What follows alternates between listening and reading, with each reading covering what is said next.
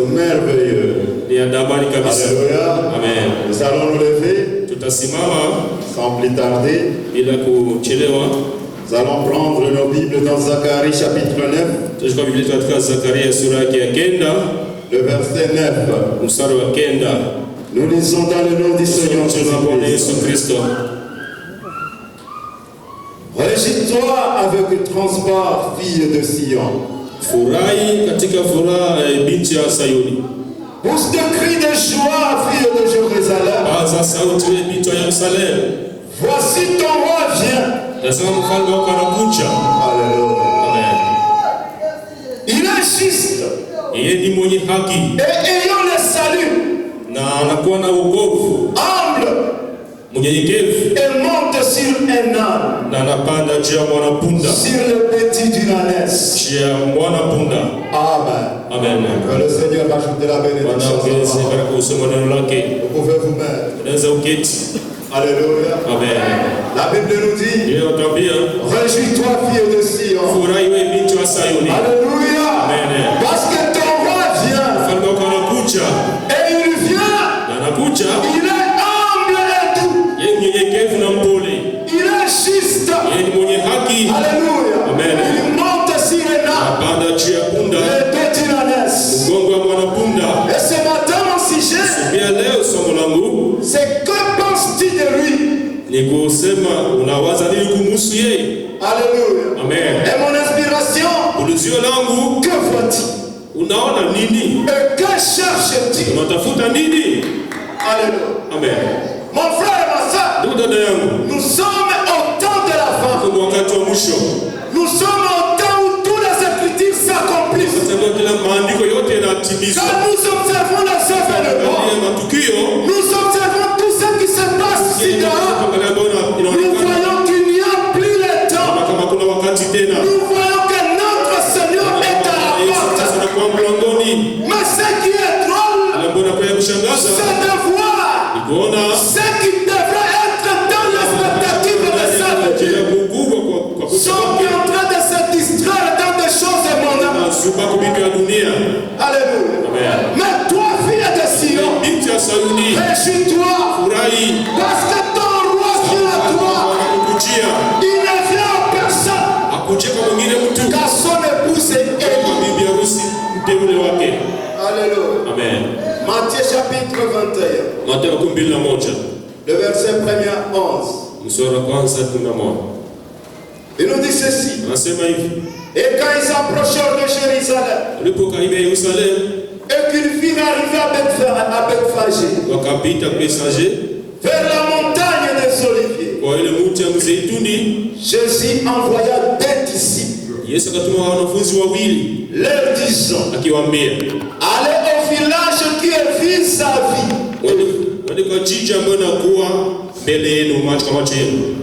Et aussitôt vous trouverez une ânesse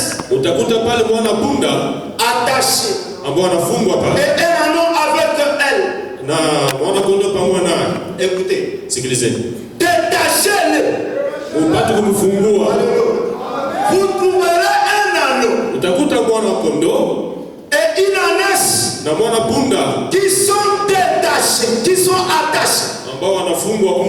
Mais vous, je vous envoie pas pour les attacher encore davantage, mais pour les détacher. Les hommes de Dieu, nous sommes envoyés vers les enfants de Dieu, pas pour les enfoncer dans le trou, mais pour les faire sortir du trou, pour les faire sortir du chaos, pour les faire sortir de l'engouffre et les amener dans l'espoir. Alléluia. L'ânesse était attachée, mais le maître envoie ses disciples pour les détacher, pas seulement les détacher, et amenez-le-moi. Alléluia. Quand tu gagnes un homme à Dieu, ne l'amène pas dans ton église, ne l'amène pas dans ta maison, ne l'amène pas chez toi, ni dans ta famille, mais amène-le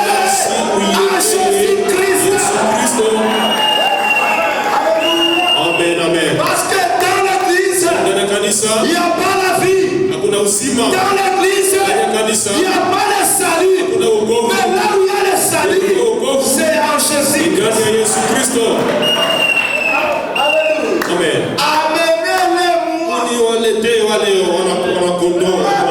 Moi, Jésus. Kwa nini Yesu kuletea? Aliweza kuomba afungue mwana kondoo na mwana punda na walete kwake. Sikia Biblia. Alléluia. Amen. Détachez-les. Mwafungue Et amenez-le. Na munilete yao. Et si quelqu'un vous dit quelque chose, kama tunaambia kitu fulani, vous direz, utajibu, le Seigneur en a besoin. Bwana anakuwa anahitaji nao. Mon frère, ma soeur, dada yangu, le Seigneur a besoin de toi. Bwana anakuhitaji asubuhi ya leo. Il a besoin de toi. Anakuhitaji asubuhi ya leo. Il faut détacher. Unapofunguliwa mara moja, Il faut écouter sa voix. usikia sauti yake. Il a besoin de toi. Anakuhitaji. Pourquoi il a besoin de toi? Parce qu'il veut t'en servir. Sawa, anapenda akutumikishe. Il veut Anapenda que tu le sers. upate kutumikia. Alléluia. Amen. Le maître en a besoin. Bwana anakuhitaji. Sikilize. Et aussitôt, na hapo il les enverra. Atawakatuma. Et tout cela arriva. Na ile yote kafika. En fait, fut accompli ce qui avait été dit. Ili timiza ambayo ilikuwa imeandikwa par le prophète. Kupitia na manabii. Disant, akisema, dites à la fille de Sion, ambia binti wa Sayuni, voici ton roi vient à toi. De bonheur. Uheri wako. Et monter sur une ânesse. Imepanda juu ya mwana punda. Et sur un âne. Na juu ya mwana kondoo. Le petit d'une ânesse. Mwana mtoto wa mwana punda. Ayant fait comme Jésus leur avait wakifanya jinsi Yesu aliweza kuagiza. Est-ce que vous êtes avec moi? Tuko pamoja na mimi na Biblia. Ils ont fait. Walitenda. C'est que Jésus leur a ordonné. Yesu waamuru watende. Le problème est que nous savons aujourd'hui. Nous prédicateurs. Sisi wahubiri. Quand je dis prédicateurs, les gens ont tendance à jeter des pierres à ces gens. Wasema watupe majibu mengine.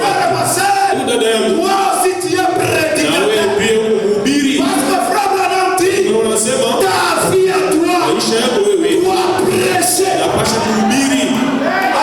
Amen. Le problème c'est quoi? Nous ne faisons pas. Atufanye. C'est que le maître nous a ordonné. Bwana aliweza kutuamuru. Au lieu de faire ce que Dieu nous a demandé de faire, nous accomplissons nos propres pensées. Tunatimiza mawazo yetu wenyewe. Et quand tu accomplis tes propres pensées, oublie de voir Dieu. Peu importe les promesses que tu peux avoir, mais oublie-les. Parce que Dieu est derrière sa parole. Alléluia. Amen. Il s'accomplit. C'est que le maître leur avait ordonné. Amener l'ânesse alete mwana punda et l'anneau. Na mwana kondoo. Mirent leurs vêtements dessus. Wakatia mavazi juu yao. Et ils s'assent. Na wakakaa juu yao. Ils s'assent, le maître. Bwana akakaa juu ya. Amen. Le maître s'est assis où? Alikaa juu ya nini? Sur l'anneau. Juu ya mwana punda. Alléluia. Le maître veut s'asseoir en toi. Bwana anapenda akae ndani yako. Il veut s'asseoir en toi. Anapenda akae ndani ya nafsi yako. Alléluia. Amen. Il veut galoper en toi. Il veut marcher avec toi. Pourquoi faire? Afin d'accomplir les Écritures. Dieu n'a pas d'autre moyen d'accomplir sa parole qu'au travers de vous. Alléluia. Amen. Voilà pourquoi au temps de la fin, Dieu pour accomplir sa parole, pour éclairer la audition, il a envoyé un homme de William Mario Branham. Pourquoi? Pour accomplir sa parole. Accomplir quoi? Zacharie 14:7. Accomplir quoi? Luc 17:30. Accomplir quoi? Amos 3:7. Et tous les écritures qui sont attachés à lui. Dieu a envoyé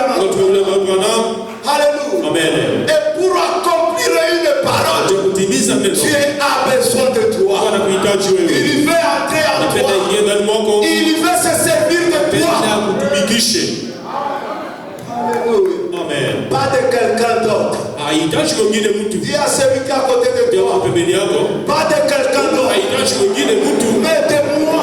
Anahitaji mimi. Alléluia. Amen. Il veut s'en servir de moi. Pas de quelqu'un d'autre. Alléluia. J'ai toujours dit. Nasema kila mara. Pourquoi Kwa nini les gens n'avancent pas? watu wasonge mbele? Ou pourquoi les gens ne font pas quelque chose pour les autres? Watu wafanye kitu kwa ajili ya Bwana. C'est parce que Kwa juu quand ils sont ensemble, wanapokuwa pamoja, ils disent c'est pour nous. wanasema ni yetu. C'est pour nous. Ni kwa ajili Si yetu. moi je ne fais Kama pas, mimi siifanye, Ludovic va le faire. David ataifanya. Joseph va le Joseph faire. ataifanya. Je parle de Ludo et de Joseph. Nasema Yuda na Yesu sababu ni marafiki zangu, ndio mimi nawataja. Alléluia. Amen. C'est parce que tu vois quelqu'un. Unaona mwingine mtu anaweza Mais si tu te disais que kujiambia kusema c'est moi, inanihusu ni mimi. Dieu est à moi. Mungu yuko ndani mwangu. L'église est à moi. Kanisa yuko ndani mwangu. Alors tu le serviras correctement. Kutumikia gisi Parce que c'est ton bien. ni kazi yako.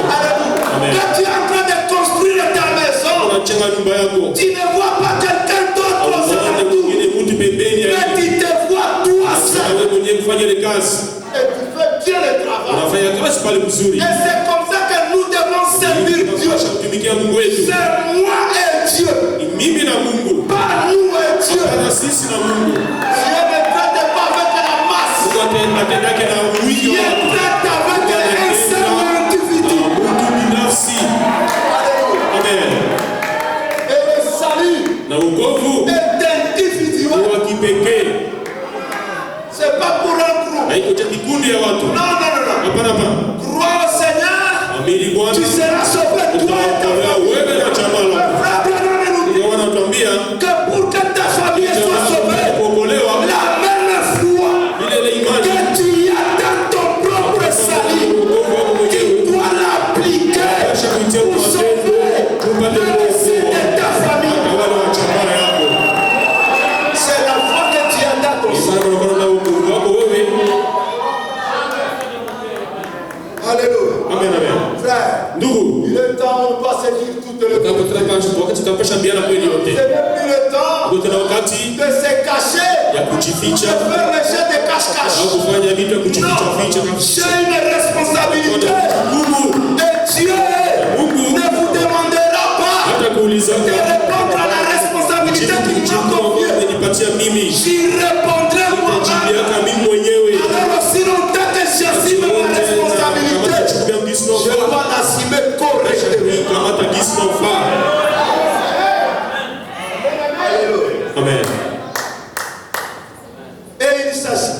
Na kaka Et une immense foule étendit ce vêtement umati ya watu wakatandika manguo sur le chemin. juu ya njia. Et d'autres coupaient des rameaux des arbres Ndio ikata ile et les répandaient sur le chemin. miti wanatia mjia. Et le foule qui allait devant lui Ile kundi watu likia mbele yake et celle qui suivait wanakuwa walikuwa kifuata criaient Hosanna. wakipaza sauti Hosana. Or, Japo Hosanna c'est un mot grec. Hosana neno la Kiyunani Qui fait-il? ambao inamaanisha Sauve-moi Seigneur. uniokoe Bwana. Viens au secours de moi. Uje kwa msaada Est-ce wangu. que quelqu'un peut dire cela ce Tunasema matin? asubuhi ni Seigneur, Bwana, viens au secours de moi. unijie msaada. Viens me sauver. Dans cette condition je me trouve. Sauve-moi Seigneur. Viens-moi en aide Unijie Seigneur. msaada Bwana. Hosanna Hosana. au fils de David. O mwana wa Daudi kama na Daudi. Amen. Hosanna au fils de David. Hosana mwana wa Daudi. Béni soit Ubarikiwe. celui qui vient au nom du Seigneur. Anakuja kwa jina la Bwana. Pas celui qui vient en son nom. Bwana anakuja kwa jina lake mwenyewe. Mais au nom du Seigneur. Anakuja kwa jina la Bwana abarikiwe. Alléluia. Amen. Hosanna Hosana. dans les lieux très hauts. Umali pa juu. Et comme il s'entrait dans Jérusalem, Tuelekea na Yerusalemu. toute la ville Mji wote fit ému, ikashangaa disant, wakisema, qui est celui-ci? nani yule?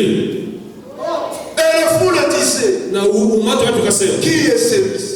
ni nani huyu? Que penses-tu de lui? Unawaza nini kuhusu yeye? Qui est celui-ci? Ni nani huyu? Le prophète Jésus. Qui est celui-ci? Ni nani huyu? Jésus le prophète. Je ni Yesu nabii Qui est de Nazareth ambao ni wa Nazareti de Galilée. wa Galilaya. Amen. Ils se sont dit qui est celui-ci? Akajiuliza ni nani huyu? Maintenant, en lisant cette écriture, Ukisoma hii andiko, nous voyons que ça nous représente un tableau. kama inatuonesha ubao fulani. Amen. Un tableau très compliqué. Ubao kabisa ambao haieleweki. Très compliqué. Ambao haieleweki kabisa. Là où Jésus, Kwenye Yesu, il vient avec ses na disciples. pia na wanafunzi wake. Il se trouve à Bethphagée. Anajikuta kwa Bethphagée. Bethphagée qui se trouvait à l'est de Jérusalem. Alikuwa kwa mashariki ya Yerusalem. Et Jérusalem se trouvait à l'ouest. Katika magharibi. Alléluia. Amen. Et Jésus arrive à Jérusalem. Quand il arrive à Bethphagée, là sur la montagne des Oliviers, Olivier, la montagne des Oliviers, ou Bethphagée qui signifiait les liens de ligue. Alléluia. Liens de ligue. Maintenant Jésus arrive là. Quand il arrive, lui qui était un agneau pascal, alléluia, il connaissait les Écritures.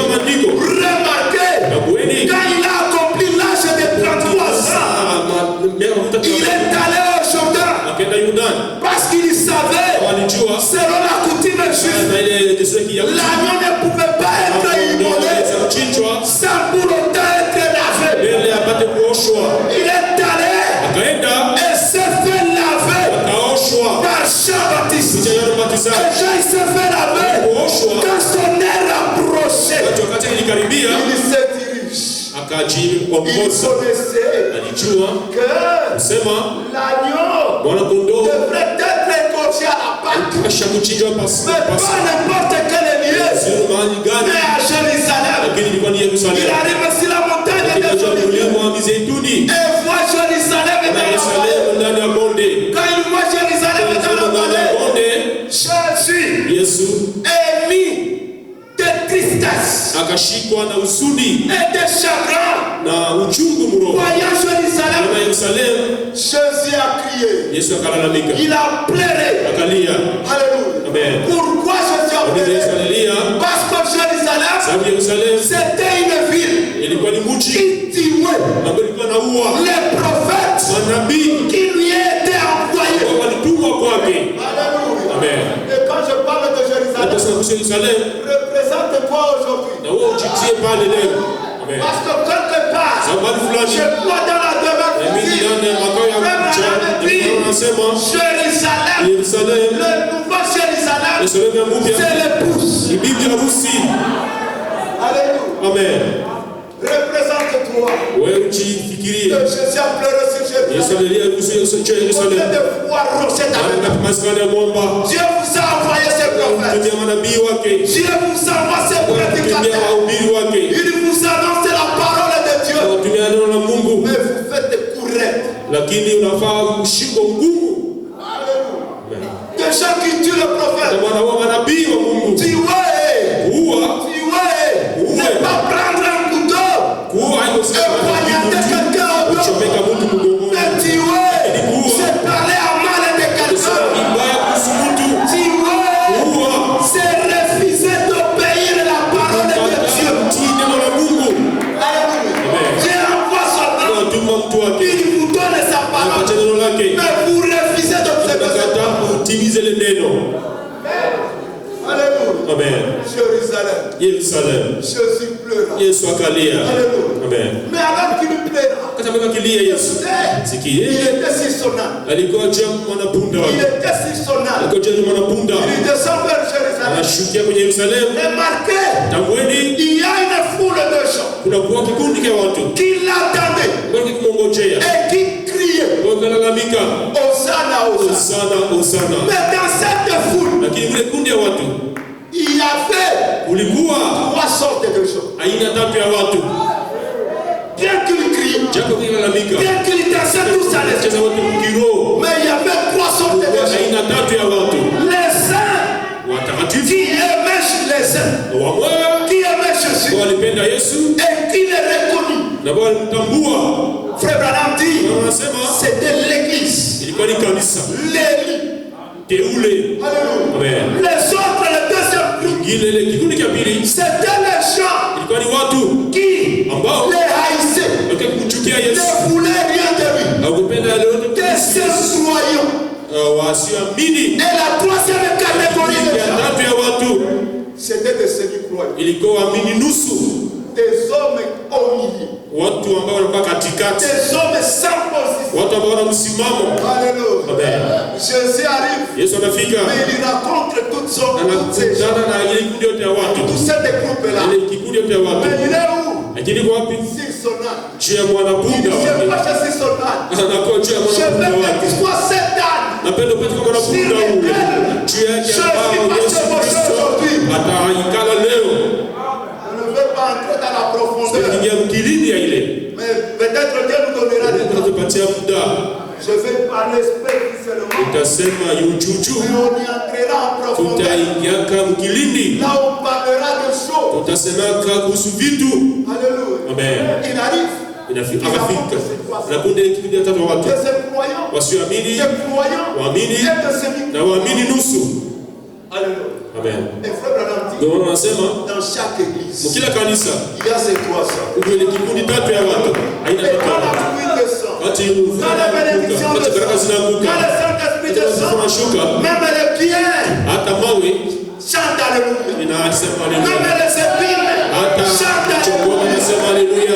Les sortes de semences chantent Alléluia. Et quelqu'un qui est à côté, quand il verra tout le monde est agité, il dira c'est une église de sang. C'est une église remplie de l'esprit. C'est une église qui aime Dieu. Mais si nous voyons par les yeux prophétiques, nous allons trouver, bien qu'ils sortent, bien qu'ils chantent à l'esprit, mais parmi eux, il y a de quelques pierres.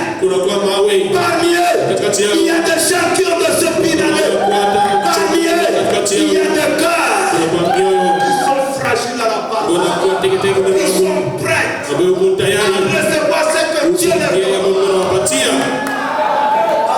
Amen. Et tous se chantent. Wote wanaimba, Tous disent Alléluia. wote wanasema haleluya. Alléluia. Amen.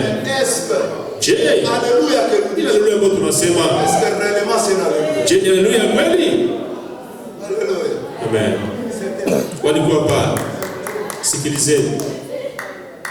Alléluia. Amen. Écoutez, je vais commencer par ceci. Sikia nitaanza kuhii. Qui est celui-ci? Ni nani huyu? Alléluia. Amen. Frère, qui est celui-ci? Ndugu, ni nani yule? Que penses-tu de lui? Unawaza nini kumhusu? Qu'est-ce que tu penses de ton frère? Unawaza nini kuhusu ndugu wako? Qu'est-ce que tu penses de ta soeur? Unawaza nini kuhusu dada yako? Qu'est-ce que tu penses d'un Unawaza homme de nini Dieu kuhusu mtu wa Mungu devant toi? mbele yako? Est-ce que tu vois en lui un Unaona homme ndani mwake mtu? ou tu vois en lui un Unaona Dieu ndani mwake Mungu? revêtu de la chair humaine? Anavaa mwili wa mwanadamu. J'ai dit, je ne vais pas y parler, mais je commence à y aller. Kisasa iseme mimi naanza ingia.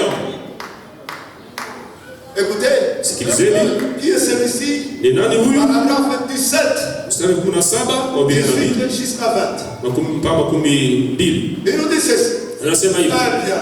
Vema, Nous voyons que cette expectative, tunaona kama ile nous voyons que cette expectative, tunaona kama ile kungojea kwa hamu kubwa, que Dieu vient à ceux qui croient pas. Mungu anakujia wale ambao ni utatu. C'est pareil tout au long de ces écritures. Ni vile vile muda wote wa maandiko. Alléluia. Amen.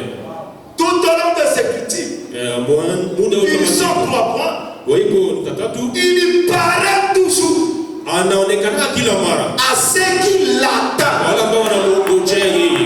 Dieu ne viendra pas à toi Atakujia kwako si tu wewe. ne l'attends pas. Mngojee. Dieu ne te bénira jamais Atakubariki kamwe. si tu n'attends pas cette bénédiction. Ile baraka.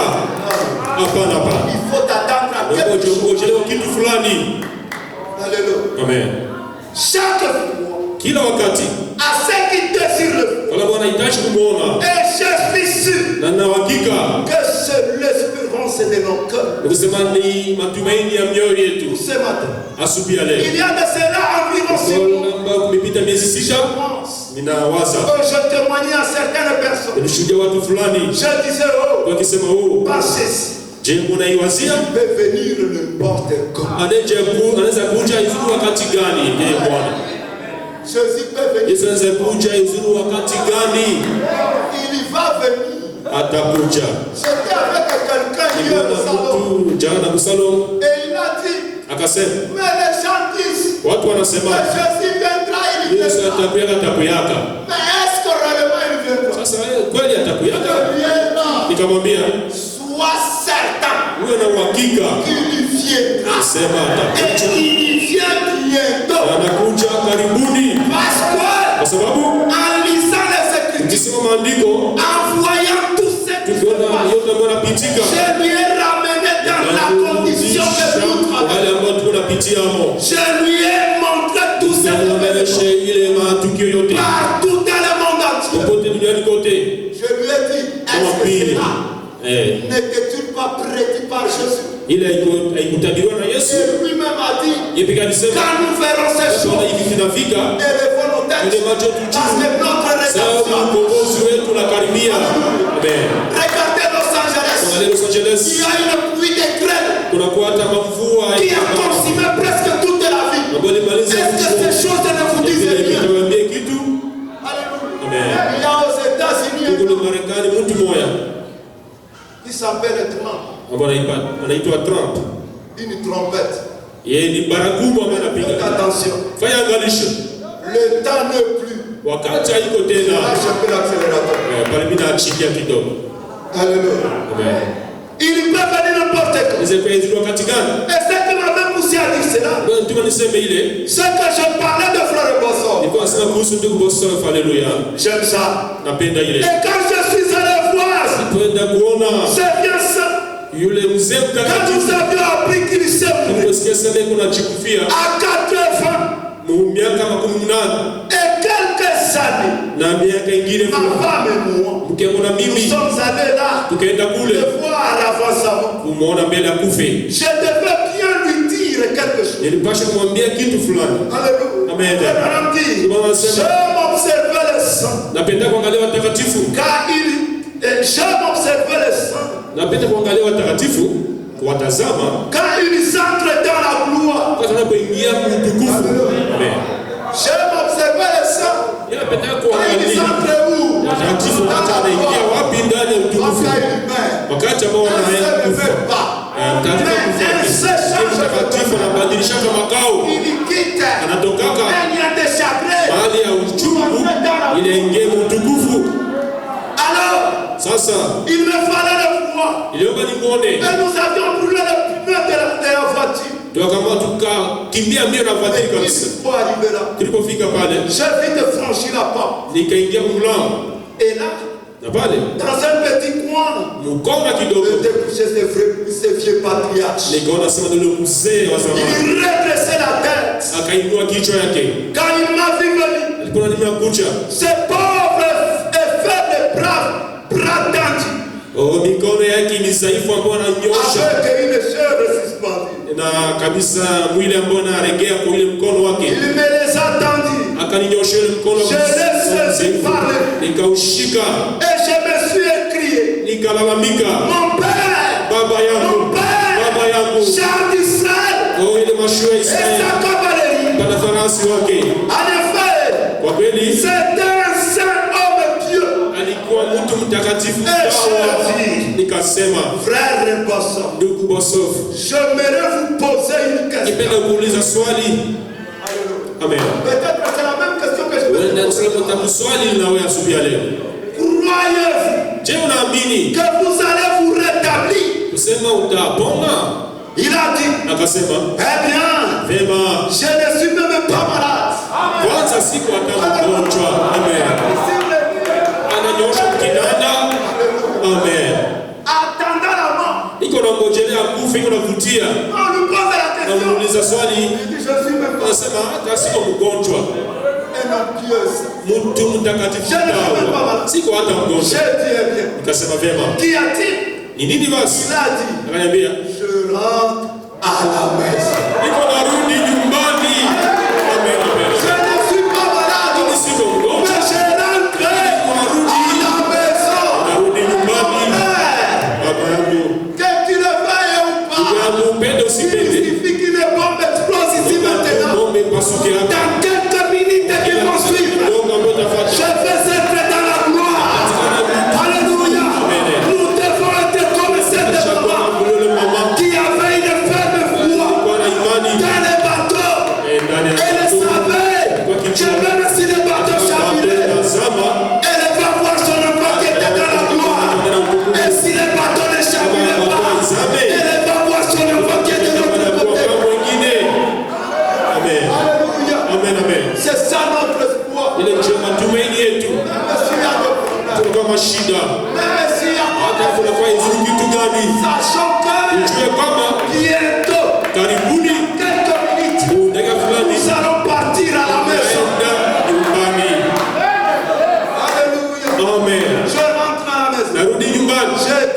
Kasema, rendez-vous donc compte je, unaona que vous êtes mourant? kusema huko unavutiwa na karibia kufa? Écoutez, Sikilize.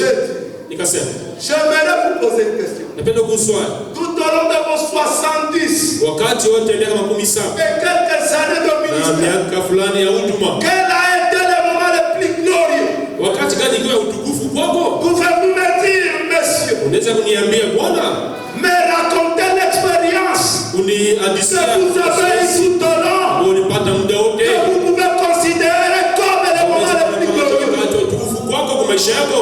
Si je vivais jusqu'à son âge, Kama ningeishi mpaka miaka yake, je n'oublierai jamais. kama sitasahau. Alors que ce ciel noir me regardait, Kati ya macho meusi quand niangalia le Céline était là, na kupitia ile maneno il a dit, akasema, mon bien-aimé frère, upendo wangu ndugu, celui-ci njoo ni hii wakati ambao est le moment njoo wakati ambao le plus glorieux de ma ya vie. utukufu sana ya maisha yangu. Amen. Le moment le plus glorieux, ce n'est pas quand tu manges des patates douces avec de viande. Ce n'est pas quand tu roules dans des canaux, c'est très cher. En avoir, c'est bon. Mais le moment le plus glorieux, c'est quand tu rentres à la maison. Et mon frère, laissez-moi te demander, quand ce moment arrivera pour toi, seras-tu prêt? Seras-tu prêt? Alléluia. Il a dit, c'est le moment le plus glorieux de ma vie. Je ne me souviens pas d'un autre moment. Il était plus glorieux que celui-ci. Je l'ai regardé en face. Je dis, monsieur, savez-vous cependant que vous êtes mourant? Il a dit, frère Branham, je suis couché ici, attendant à tout instant qu'il ouvre cette porte. Quelle est la porte? La mort. Qu'il ouvre cette porte. Écoutez, qu'il ouvre cette porte et me ramène à la maison auprès de lui. C'est ainsi qu'il faut mourir. C'est comme ça que tu dois mourir. Pas avec la peur, pas comme un fuyard, mais mourir comme un brave. Alléluia. C'est ainsi qu'il faut mourir. Il était resté là dans le coma. Plus de 2 jours. Non, c'est ainsi qu'il faut mourir. C'est ainsi qu'il faut partir. Et comme vous le savez, 2 heures environ avant sa mort, il était resté dans le coma plus de 2 jours. Et quand il est revenu en lui, écoutez ça, il s'est levé dans la pièce et s'est mis à parler à sa femme. Puis tout d'un coup, il a semblé devenir resplendissant. Bosofa a eu la transformation. Il a eu le changement. Il a l'état vivant. Comme Abraham. Sipendi kuingia sana mwili. Pourquoi j'ai tendance à dire aller? Si kwa nini napenda niingie mule mkilini. Amen. Il a changé. Akabadilisha umbo. En étant vivant. Akiwa hai. Alléluia. Amen. Et quand il a changé, frère Branham dit, je peux voir Bosofa commencer à saluer le bien-aimé qui était déjà de l'autre côté. Et commencer à dire, bonjour frère Taja, bonjour frère Kakera, bonjour frère Joseph, bonjour frère Branham, bonjour frère Margarita, bonjour. Dans sa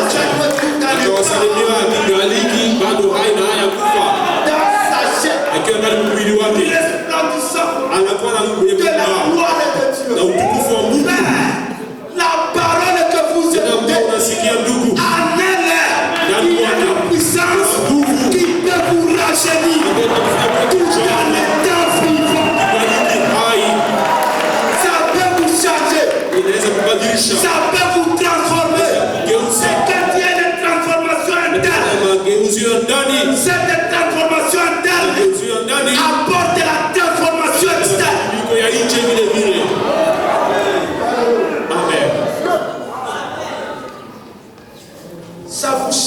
inakubadilisha na kugeuza. Oh, il était resplendissant. Walikuwa mwenye kung'aa. Il était propre. Alikuwa nukta tatu. Il a serré la main. Akashika mkono. Une bonne heure ou plus. Saa moja au zaidi. Au saluement. Alisalimia wandugu ambao walikuwa je vis 40 ou 50 ans. Shapitana 15 washakufa. Kwa masalimia. Kama alikuwa pale kwa unaona na macho yake. Amen. Ndugu, fanya angalisho. Fanya angalisho. Une bombe explose ici. Ndio tu bombe ipasuke. En quelques minutes. Dakika fulani tu vas partir. Taenda. À la rencontre des prières. Pendo wetu. Alléluia. Amen. Le frère Branham dit, le premier que tu vas voir, ce sont les bien-aimés que tu connaissais, que tu côtoyais. Alléluia. Moi un jour, quand ça va arriver, je vais voir Kakera, je vais voir Bataille, je vais voir Maman Marguerite, je vais voir tous les bien-aimés, les frères Safari, je veux le voir. Amen. Que quand quelqu'un meurt, il ne part pas loin. Il est là-bas. C'est notre dimension.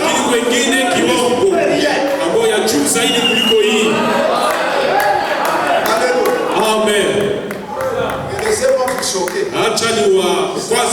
C'est une sorte d'enlèvement. C'est une venue. Amen.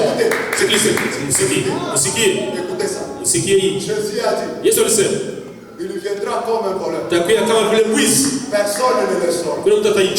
Quand il va venir, personne. Quand la mort arrive à quelqu'un, qui le connaît?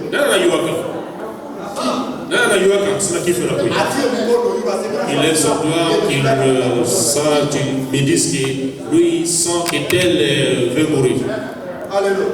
Amen. Oh Seigneur, aide-moi. Je ne vais pas entrer là. Il a serré la main à sa mère et à son peuple jusqu'à ce qu'il était. Que la vie avait quitté son corps. Et il s'est couché sur l'oreiller. Il s'est endormi dans le bras du Seigneur Jésus. Il n'y a rien de comparable au fait de le servir et l'attendre. Alors qu'il serrait le main de bien-aimé qui était mort il y avait 40-50 ans. Il s'est couché dans le bras du Seigneur. Akajiendea. Amen. Akajiendea dans la présence de Dieu. Son ami est parti. Il a rencontré Dieu. Alléluia. Écoutez. Et pendant que j'en parlais à un homme, lui racontait cette expérience-là. J'ai dit ceci. J'ai dit, monsieur, on se serait glorieux. N'est-ce pas quand nous le verrons? Oh, puisse-t-il venir aujourd'hui? Quelqu'un peut dire ça? Est-ce que Jésus peut-il venir aujourd'hui? Est-ce que l'époux et l'épouse crient viens? Est-ce qu'il peut venir? Mon frère, c'est le temps de dire viens Seigneur, viens, viens. Nous sommes fatigués. C'est toujours au bout du rouleau que le Seigneur arrive. Quand on est coincé contre le mur, quand on ne sait plus quoi faire, quand on a perdu l'espoir, c'est à ce moment-là que Jésus vient et entre en scène. Mon frère et ma soeur, si tu as perdu l'espoir, si tu as perdu la position, tu es contre le mur, laisse que Jésus vienne et qu'il entre en scène. Amen. Qu'il entre en scène. Yesu apate kuingia mkazi. Alléluia. Amen. Qu'il fasse quelque chose de bon. Afanye kitu fulani kwa ajili yako. Il a dit frère Branham, Sasa ndugu Branham, n'effrayez pas les gens comme cela. Usiogopeshe watu na ile. J'ai dit que voulez-vous dire? Yesu anapenda sana nikusi. Anasema, oh, n'osez pas dire aux gens. Usijaribu kuambia watu que le monde vient. Kusema dunia inakuja. Ou plutôt que Christ vient. Au Kristo anakuja. Sikia usijaribu kuambia watu. Père, je ne vous fais pas peur. Ndugu, mimi siwaogopeshi. Yesu Kristo kwa mlangoni. Il vient. Anakuja ima. Sikukataze kujenga nyumba. C'est difficile pas de construire ta maison. Sikukataze kuwa na mavision za. D'avoir des visions. Et des visions. Où est ma vision? Construis ta maison. Fais bien ton travail. Mais tout en sachant que Jésus vient. Alléluia. Amen. Il vient. Anakuja. N'osez pas dire aux gens que Christ vient. Cela les dérange. Ile inawasumbua. Nikasema, non. Hapana. Je vous demande pardon. Nakuomba msamaha. Pour ceux qui l'attendent. Kwa wale ambao wanamngojea Yesu. C'est la nouvelle la plus glorieuse. Ni habari ya utukufu zaidi kwao. Qui puisse attendre. Anaweza penda kusikia. Alléluia. Amen. Ça fait peur pour ceux qui ne l'attendent pas. Mais pour ceux qui l'attendent, c'est une nouvelle la plus glorieuse. Alléluia. Amen. C'est la nouvelle la plus glorieuse pour ceux qui l'attendent. Que Jésus est sur le point d'apparaître pour prendre son église. La vieille va être changée en jeune. La joie remplacera la tristesse. La vie remplacera la mort. La mortalité deviendra l'immortalité. Quel moment de savoir qu'il viendra. Alléluia. Amen. Il vient. Anakuja Yesu. Amen. Upende usipende, Yesu anakuja. Quelle est cette attraction? Mvutano gani ule? Kwa nabii. Paragraphe 13 mstari wake. Usikie? Anasema. Maintenant, sasa la journée était très fatigante. Kabisa mchana ilikuwa kuchokesha sana. Très mouvementeux. Kabisa yenye mouvement za mingi. Et c'était une journée exceptionnelle. Ilikuwa siku kabisa ya kipekee. Nous voyons ici Jésus. Kama Yesu qui monte à Jérusalem. Hapa Yerusalem. Prêt. Karibu pour participer à la Pâque. Tu es shiriki kwa Pasaka. La Pâque. Pasaka. C'est là que l'agneau pascal était tué. Et que le sang était répandu. Sur le propriétaire. Tu es le mazaba. Pour servir de l'expiation. Tu es en expiation parfaite. Nous le trouvons aujourd'hui. Alléluia. Amen.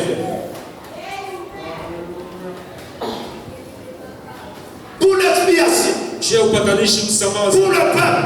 Tu es taïfa. Il était venu de Bethphagée. Et il était monté au sommet de la montagne des Oliviers, qui dominait une autre petite colline où Jérusalem était construite. Et alors qu'il regardait, et qu'il savait que c'était sa dernière visite, c'était le moment où il allait être livré entre le main de péché. Et ceci allait le tuer.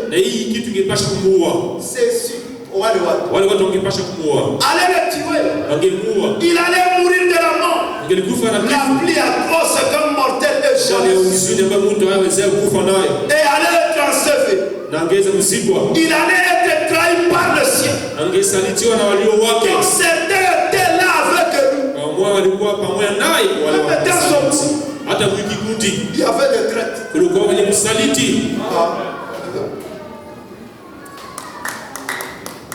Et comme lui était Dieu, il savait ce qu'il y avait dans leur cœur. Il savait dès le commencement qui était celui qui les trahirait.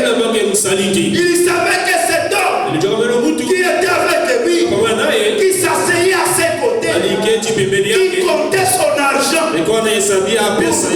Et tout. Il savait que cet homme-là allait les trahir. Et il savait qu'il écrivait les pouvoirs romains. Il attendait là-bas. Il savait que l'eau de son corps et le sang de son corps allait se séparer. Je saute à 32. Les gens de l'époque, le 3 points, ce qu'on appelait à l'époque une meilleure classe religieuse. Ces gens-là les haïssaient. Les églises de l'époque les haïssaient. Les condamnés. Et condamnaient tous ceux qui l'écoutaient.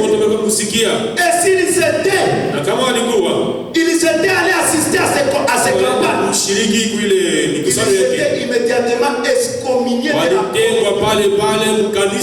au sein de l'église.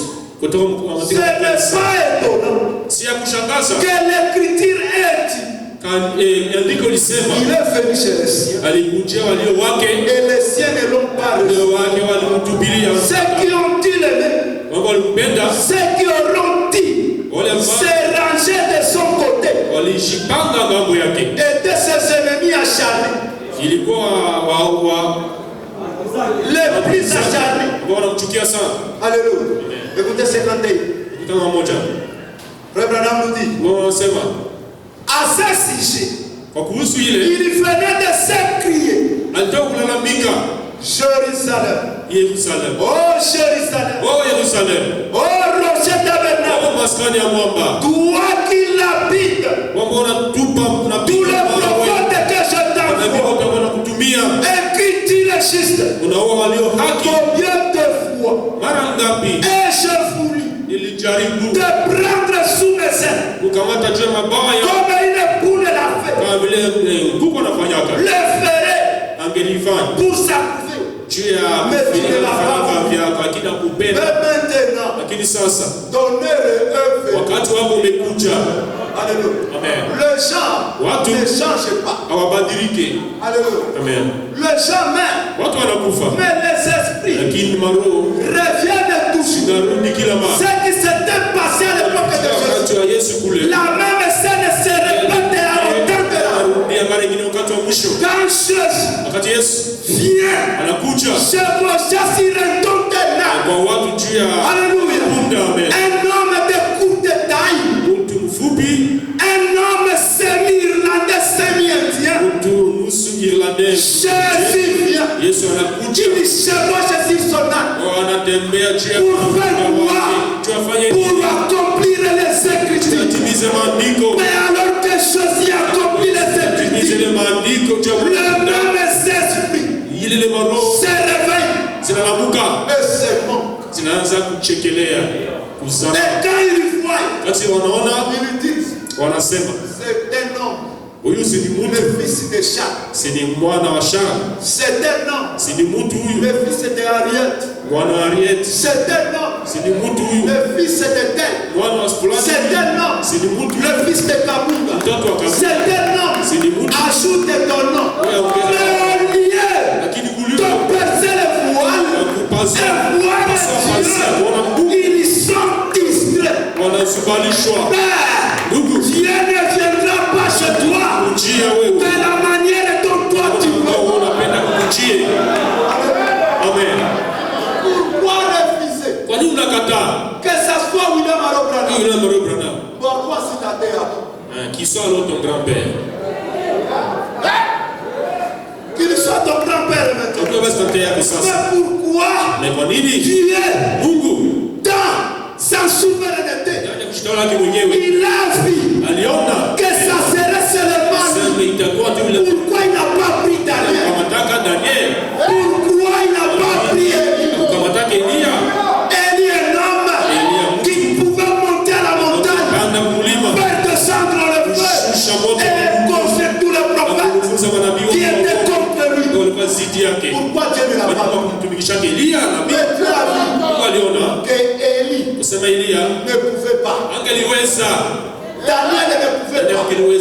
Il a vu dans un village, un village nommé Kentucky.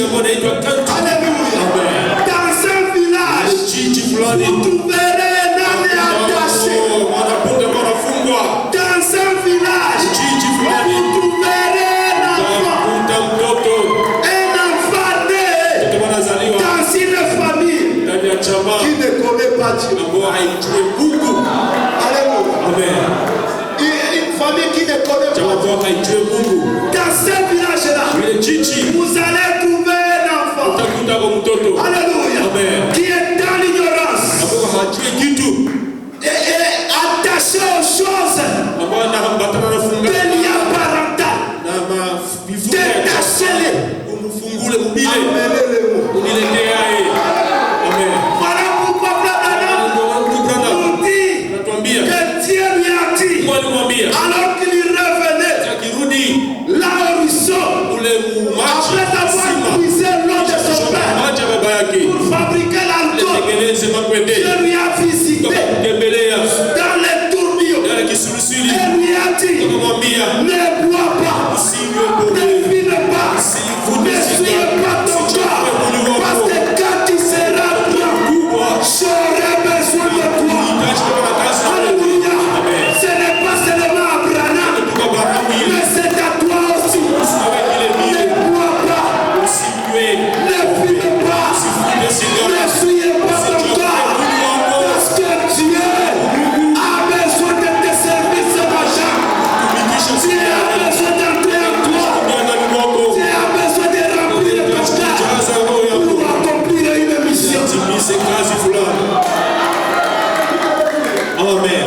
Il a besoin de toi. Anakuhitaji yeye. C'était dans un village. Ilikuwa na jiji fulani. Un village Jiji qu'on n'a pas nommé. ambao kupana jina Mais yake. c'était un village Ilikuwa ni jiji qui fulani était en face. ambao ilikuwa uso kwa uso na ile mlima Ça se Mzeituni trouvait entre ilikuwa katikati ya le mont des Oliviers ile mlima Mzeituni et Jérusalem. na Yerusalemu. Oh Seigneur, Oh Bwana, laissez-moi y aller. acha niende hapo. Alléluia. Amen. Ça se trouvait Ilipatikana entre Jérusalem katika Yerusalemu et le mont des Oliviers. ile mlima Mzeituni. Écoutez ça. Usikie ile. Frère Branham, Bwana siku moja il était dans une voiture. alikuwa ndani ya gari. Alléluia. Amen. En train de rouler, Alikuwa il anatembea rencontre un policier. akuta polisi. Le policier lui demande sa carte. Akamuuliza karte yake. Et lui demande d'où viens-tu. Unatokea wapi? Frère Branham dit, Mama asema je viens de Jérusalem. Yerusalemu. Le policier, Polisi il se gratte la tête. anajikuna kichwa. Il dit, Anasema Jérusalem. Yerusalemu. Alléluia. Amen. Jérusalem. Yerusalemu. Oui, je viens de Jérusalem. Tunatokea Yerusalemu Branham. Alléluia. Amen. Or, Japo Jérusalem se trouvait à Yerusalemu l'ouest. ilikuwa magharibi.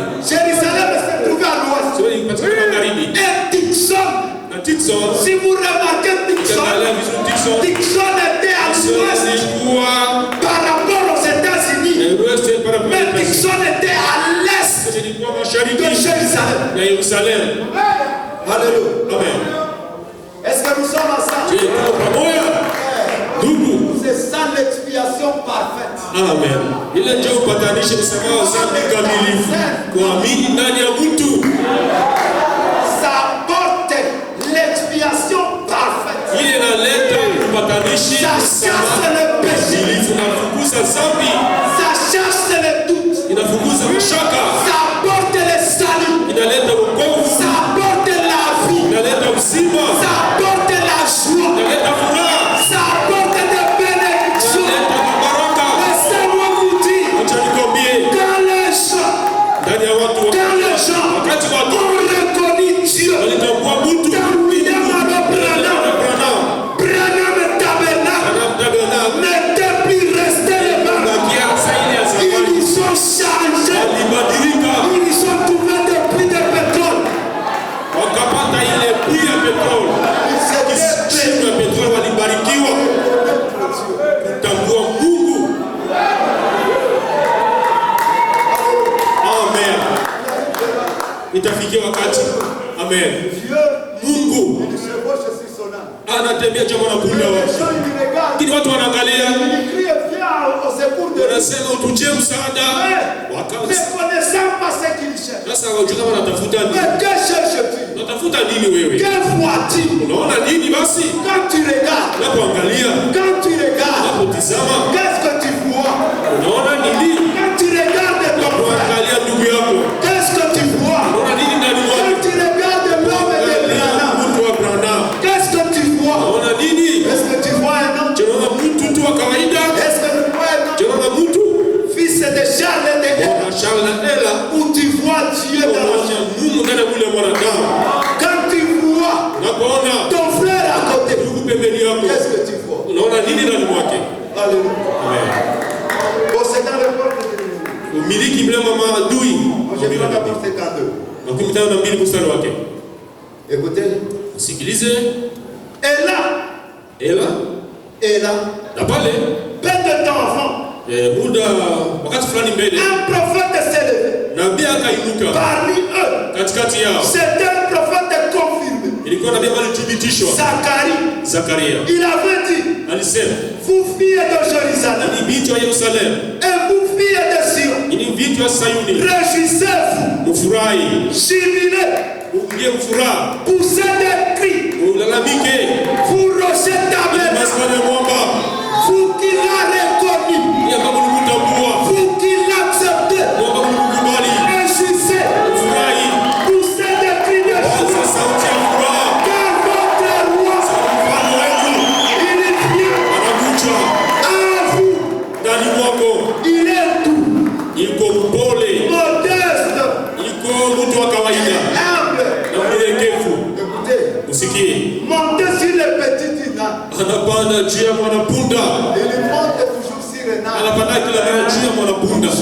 Kila mara. Dans chaque âge. Kila kizazi. Dans chaque dispensation. Wakati kila mara. Dieu monte sur les dinars. Anapanda juu ya mwanapunda. Et remarquez quelque chose. Alors que l'âne descendait à Jérusalem, les gens ont tendu des balles. Ils ont tendu des palmiers. Et quand il descendait, Jésus n'a pas piétiné sur les pages des femmes. Il n'a pas piétiné sur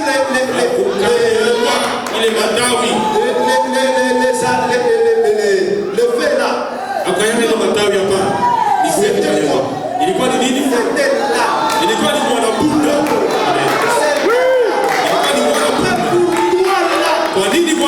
Recevait-il toute cette gloire? Ce n'était pas à cause de lui, pas à cause de l'âne, mais c'était à cause de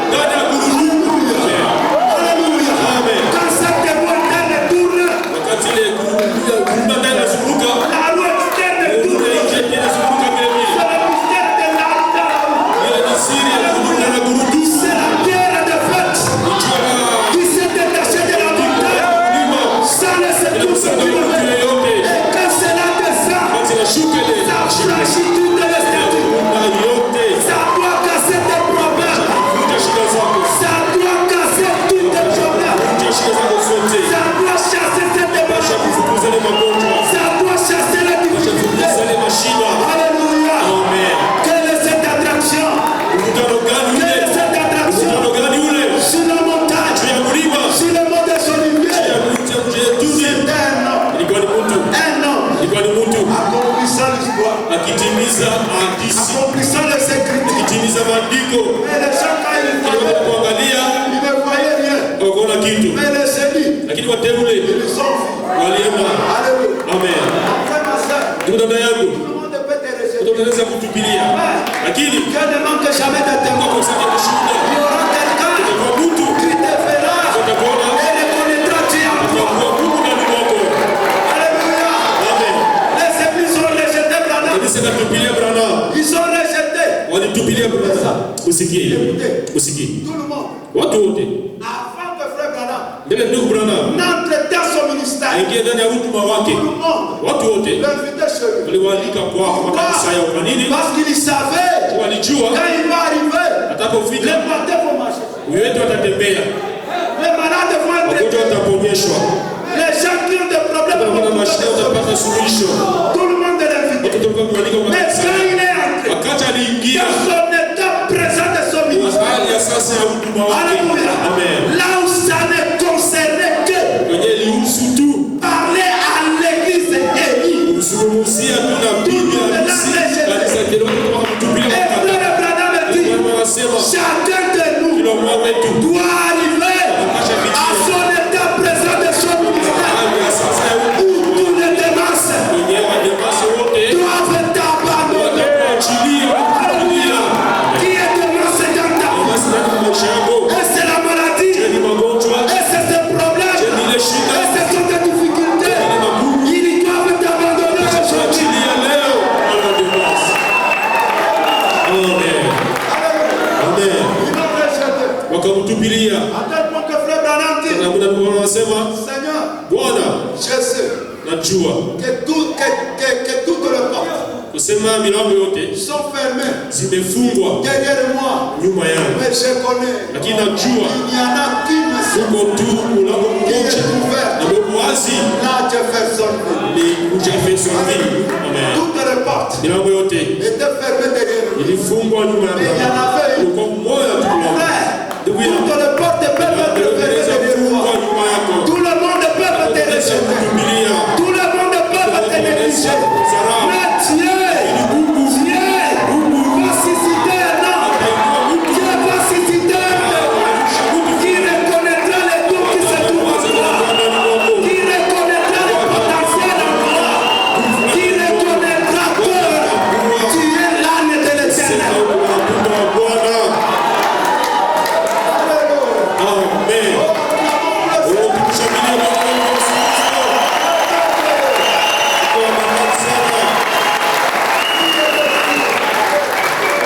Fille de Sion. Binti wa Sayuni, Alléluia. Amen. Fille de Jérusalem. binti wa Yerusalemu, Fille de Rochette binti d'Aven. wa maskani ya mwamba, Épouse Élie. bibi harusi mteule, Réjouis-toi. furahi, Alléluia. Amen. Parce que ton roi vient. toka la kucha, Il est humble. iko mnyenyekevu, Il est doux. iko mpole, Il est juste. na iko mwenye haki. C'est ça. Usikie ile Dans Ésaïe, ndani ya Isaya je crois 61. na mimi nakumbuka Quand moja, on a remis le rouleau à Jésus. walipopatia Yesu chuo, Jésus prend le rouleau akamata ile chuo et il lit. na akasoma. Et quand il est arrivé, Alipofikia là où l'écriture disait, alipokuwa akisema le jour de vengeance de l'éternel, siku ya ghadhabu ya Bwana, Jésus, Yesu connaissant les écritures, akijua il maandiko s'est arrêté là-bas. akasimamia paa. Pourquoi? Kwa nini? Parce que Sababu il ne devrait pas exercer sa justice là-bas. angepasha kutumikisha haki Il ya savait que alijua kama c'est au temps de la fin wakati wa mwisho qu'il doit exercer cette vengeance. yanapasha Et kulipisha cette kisasi. vengeance Ile kisasi se fait inafanyika au travers de l'épouse. kupitia bibi harusi mwenye haki, iko mwenye haki, Les justes, iko mwenye haki, c'est les saints qui jugent la terre. na watakatifu ndio wanahukumu dunia. Amen. C'est nous les Ni juges. sisi watakatifu wenye haki On doit simer la justice. tunapasha kuhukumu. Il est juste. Yeye iko mwenye Il haki, est humble et tout. mnyenyekevu na mpole. Alléluia. Oh, j'aime ça. Oh, mimi napenda ile, Et j'aime ça, c'est bon. napenda ni vizuri. Réjouis-toi. Furahi binti wa Sayuni. Qui est celui-ci? Nani yule? Qui est cet homme-là? Ni nani yule mtu? Que penses-tu de lui? Wanawaza nini kumuhusu? Quand tu regardes, Napoangalia qu'est-ce que tu vois? naona nini? Ils acclamaient Hosanna, Hosanna, Hosanna, Hosanna, Hosanna. Et parmi eux, Katikati yao ceux qui les haïssaient, mtu alikuwa ndani ceux qui ne voulaient rien de lui, kupenda kuhusu hata kitu kuhusu yeye alikuwa ndani, wale mpenda walikuwa pia ndani ya kikundi cha watu. Bwana anasema atawaambia que le plus mauvais wale wabaya zaidi d'entre ces trois, ule kundi hata ya watu c'est celui qui n'a pas de position. yule ambao hana msimamo, Frère, ule wa katikati. vaut mieux vivre avec un employé. Ni vizuri uishi na usiamini, Vaut mieux vivre ni vizuri avec uishi un croyant na usiamini que de vivre avec un seul croyant. mtu muamini nusu wa Parce katikati. qu'il vous fera sinon. Jua atakutosha yashi ule. Un homme sans position. Utaona msimamo. Tu ne connais pas s'il est pour. Ujue kama ana S'il est kitu contre. au ana C'est un sorcier. ule mtu ni mlozi. Fuyez-le. Ukimbie mtu wa vile. Amen. Un homme qui n'a pas de position. Utaona msimamo. Fuyez-le, frère. Kimbia mtu wa vile. Ils vont te tuer. Atakuua. Il pensera qu'il est en Unaweza train kama iko de rire avec toi. acheka pamoja na wewe. Mais il est en train de te ronger comme un Kuna kukula sana ile utakula kule chini. Alléluia. Amen. Écoutez. Sikilizeni. Oh là là. Oh la la. J'aime ça. Napenda ile. Possédant le porte de l'ennemi. Kumiliki milango ya maadui mabira nabii. Paragraphe 59. Makumi tano na kenda mstari wake. Et 61. Makumi sita na moja. Écoutez. Sikilizeni. Il demande. Anauliza. Êtes-vous pas heureux ce matin? Je mfurahi asubuhi ya leo. De savoir que nous sommes maintenant plus que vainqueurs. Tunakuwa zaidi ya washindaji. Est-ce que mon frère et ma soeur Ndugu dada yangu. n'est-il pas heureux ce Je matin? mwenye furaha asubuhi ya De leo. savoir que tu es vainqueur. Kuwa mshindaji. Pas que toi tu es vainqueur. Kwa sababu mshindaji. Mais le vainqueur est en toi. Mshindaji ndo Et ndani. quand il est en toi, il fait de toi plus que vainqueur. Zaidi ya Il mshindaji. a reçu le nom. Ali. Il a reçu le nom. Au-dessus de tous les gens. Et la Bible dit, tout genou Kila goti. doit fléchir lorsqu'on parle de l'agneau. Unasema kuhusu. Alléluia. Est-ce que la maladie c'est un nom? Magonjwa ni jina. Est-ce que le problème c'est un nom? Shida ni Est-ce que la difficulté c'est un nom? shida ni jina. Ça doit fléchir les Piga genoux. magoti.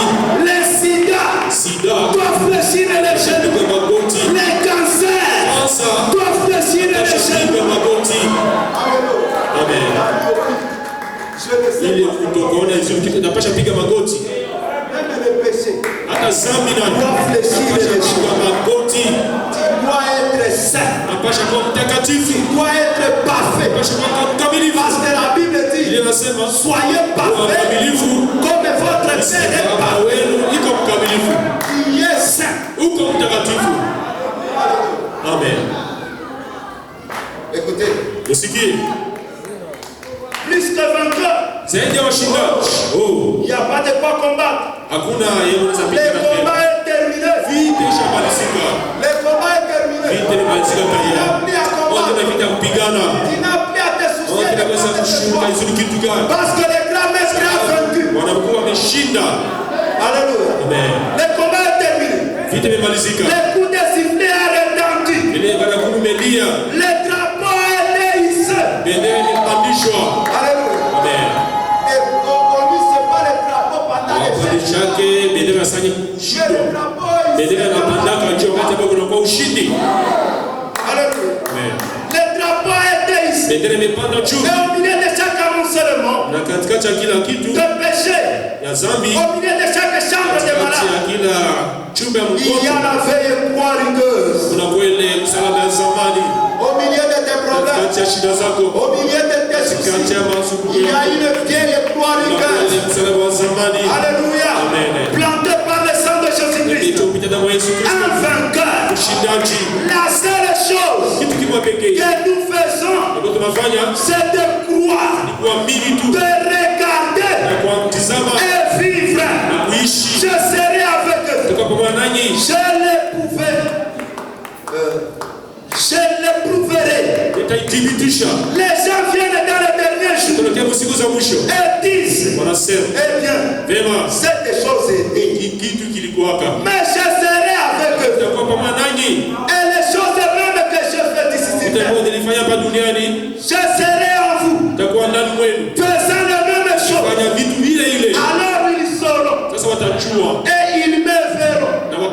watu wa dunia.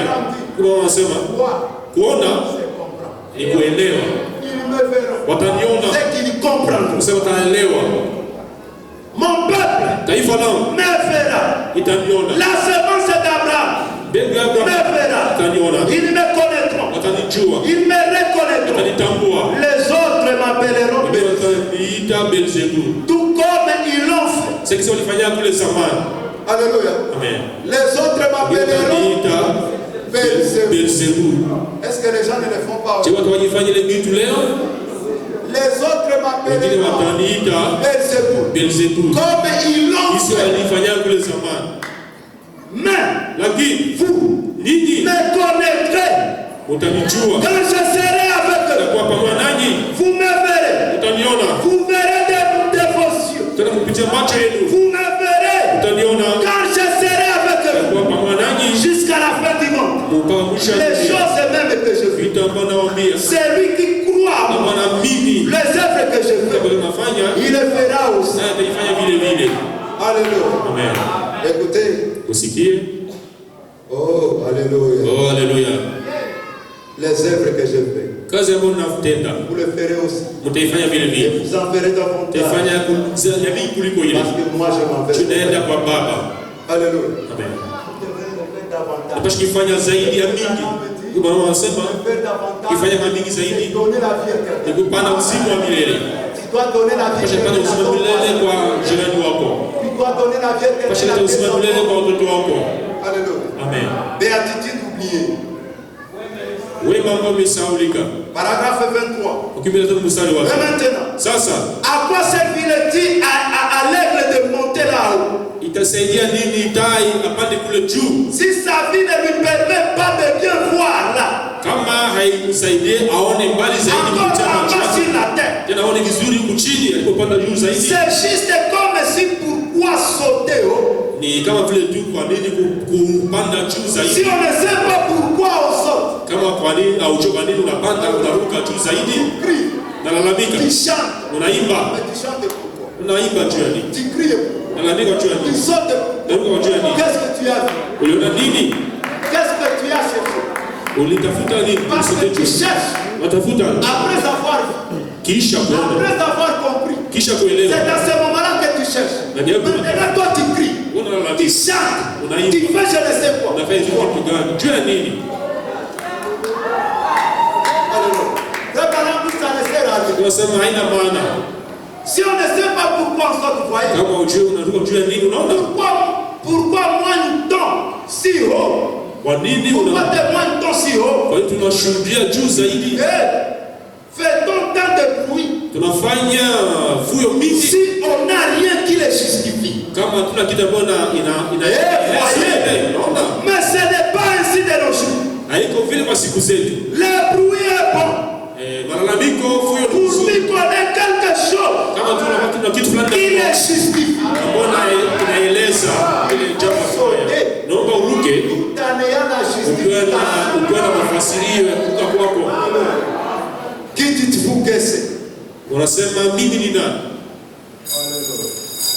Merci. Qui dites-vous que c'est? Unasema mimi ni nani? Mwambie nabii. Paragraphe 86 et 88. Kuna na sita kuna mstari wake. Maintenant, Sasa nous voyons que les gens sont pratiquement pareils. kila watu tuko tu sawa sawa. Les gens ne changent pas. Watu wabadilikake. Ces gens-là étaient répartis en 3 groupes. Wale watu walikuwa kikundi tatu ya watu. Nous allons regarder cependant quelques minutes. Tutaona muda wa dakika fulani. Je saute. Naruka. Ils étaient répartis en 3 groupes différents Walikuwa aina tatu ya watu. qui avaient 3 opinions différentes. Kwa maoni matatu tofauti. Certains croyaient en Ambao walimwamini yeye. certains les haïssaient Wale walimchukia Yesu. et certains ne savaient pas quoi faire. Hawakujua wafanye nini. Amen. Certains ne croyaient pas quoi faire. Waamini wafanye nini? Écoutez, Usikie? Abraham Ndio wanasema. 97. Remarquez. Tambueni. C'est ce qu'ils font Ile ambao wanafanya chaque fois kila wakati. alors qu'ils ne savent pas. Wakati ambao wajua. L'homme qui est entre les deux Utaona kwa katikati ya ile wili est à mauvais posture yule mtu yuko msimamo mbaya parce que l'un sababu mmoja moja peut montrer la raison pour laquelle il croit avoir raison. anaweza kufasiria kwa nini anawaza kama anakuwa. L'autre peut montrer ce qui lui fait croire qu'il a tort. Mwingine anaweza kuonyesha kwa nini anaamini kama. Et celui qui est entre les deux, ndio katikati ile vitu yote mbili. lui il n'en sait rien. Yeye ajue kitu. Il ne sait pas sur quel pied danser. Ajue kama achezee mguu gani. Un mauvais type. Ule ni mtu mbaya zaidi. Amen. Un mauvais type. Ule ni mtu mbaya zaidi. Usikie ndani ya tatu nakimbia mbio 13 mstari wake anatuambia, voyez-vous, mnaona c'est les choses qui sont pas venues. Wabira nabii mambo ambayo itakuja. Les choses qui sont venues, paragraphe 83c. 83c sehemu ya 3 mambo ambayo itakuja. Wabira nabii anatuambia hivi, quelle a été la cause du premier péché? Hili lilisababisha dhambi. Ce n'était pas à cause d'un gros mensonge. Haikuwa juu ya uongo kubwa. Très évident. Mais c'est parce que Ève a eu une fausse conception. Alikuwa na ile maoni mabaya. Est-ce que vous m'écoutez? Ève a eu une fausse conception de la chose. Ève alikuwa na ile maoni mabaya. Il a mal compris. Alielewa vibaya. Que Satan lui a présenté. Kwa sababu shetani Une alimuonesha seule parole. neno moja. Et une seule parole. Neno moja a rompu la chaîne. Nikavunja mnyororo yote maneno. Une seule parole. Neno moja pekee. A rompu la chaîne. Ikavunja mwendeleo wote. Kuangalia macho kwa Yesu. 249. 249. Je vais y aller en ce temps, vous allez lire. Mtasoma nyinyi wenyewe. 249. 249. Les gens watu peuvent regarder la même chose aujourd'hui. Sasa kitu ile leo. Et ils vont appeler cela de la télépathie mentale. Wataita masomo Ils vont appeler cela du spiritisme. Wataita kama ni uchawi. Ils vont donner cela tous les noms des démons. Wataipatia kitu chini ya peuvent wanaweza kupata. Parce qu'ils ne savent pas ce qu'ils cherchent. Wanatafuta nini? Alléluia. Amen. Ils ne savent pas ce qu'ils hawajua wanatafuta nini. Que vois-tu mon frère? Unaona nini ndugu yangu?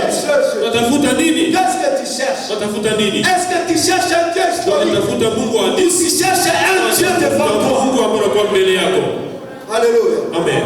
Ça dépend de ce que vous cherchez. Si vous cherchez l'accomplissement de la promesse de Dieu, c'est ce que vous verrez. Mais si vous cherchez quelque chose de téléphone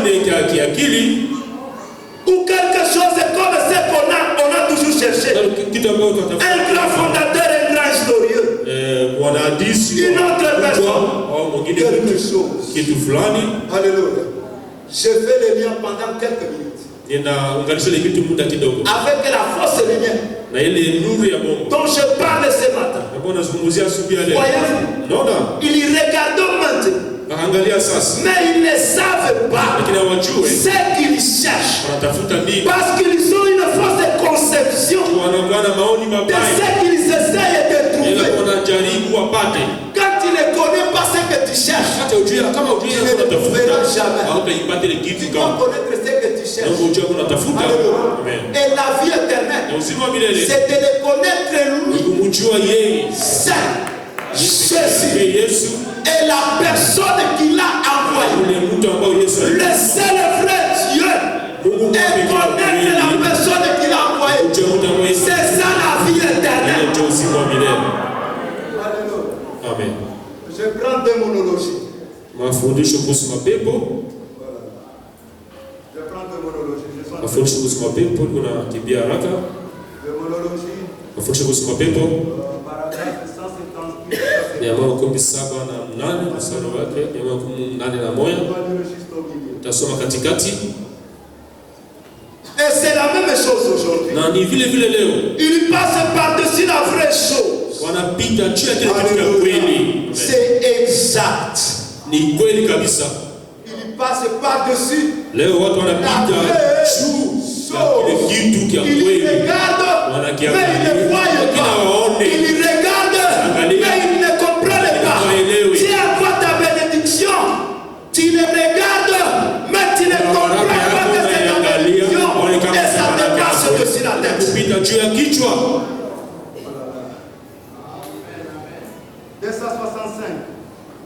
105.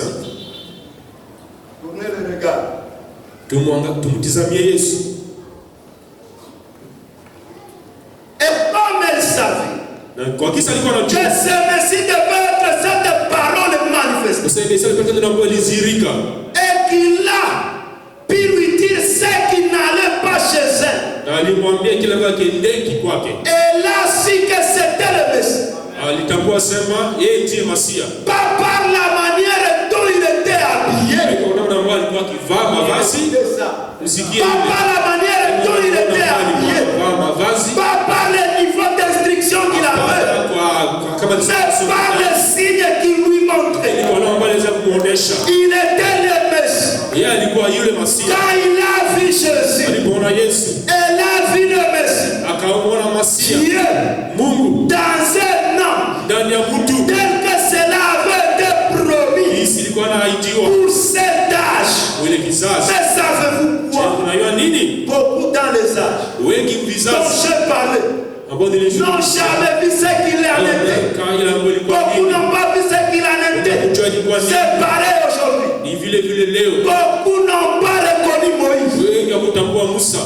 Beaucoup n'ont pas reconnu Élie. Beaucoup n'ont pas reconnu. Ils ne les reconnaissent jamais tant qu'ils ne sont pas partis. Et c'est là qu'ils reconnaissent ce qu'il en est. Paragraphe 61. Dites-vous que c'est.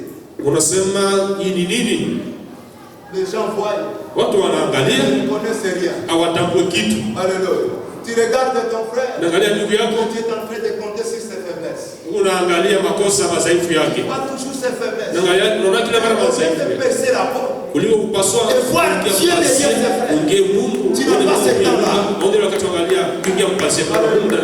Dieu ne viendra jamais à toi. Hata ukujia kamwe. De la manière dont kwa namna ambayo unawazia unapenda kamwe. Il peut utiliser l'enfant. Utumikisha mtoto.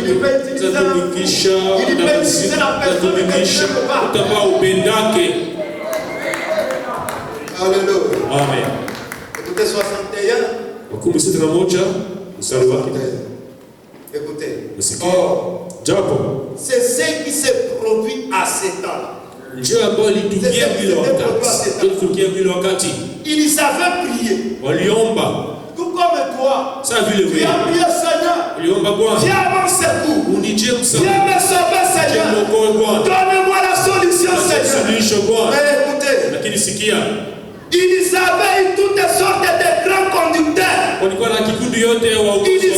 été sous la conduite des gouvernements. Ils avaient été sous la conduite des rois. Ils avaient été sous la conduite. Sous toutes sortes de conduites. La conduite des juges. Mais ils savaient qu'il n'y avait qu'une chose. Une chose qui pouvait les sauver. Une chose qui pouvait les sauver. C'était ce Messie qui devait venir. Une chose pouvait les sauver. C'était le Messie qui devait venir. Et le Messie signifie celui qui est roi. Un être humain. Un être humain qui était roi. C'est ça le Messie. Donc si Josué est roi, du même esprit de Christ, Josué le Messie. Amen. À côté de ton frère, regarde-le. Regarde-le. Demande-lui. Est-ce que reconnais-tu que je suis le Messie? Amen, amen. C'est l'être humain, moi.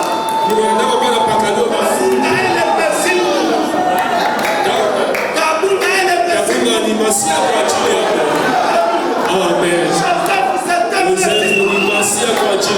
Les prédicateurs sont des messies. Tu es un messie. Tu es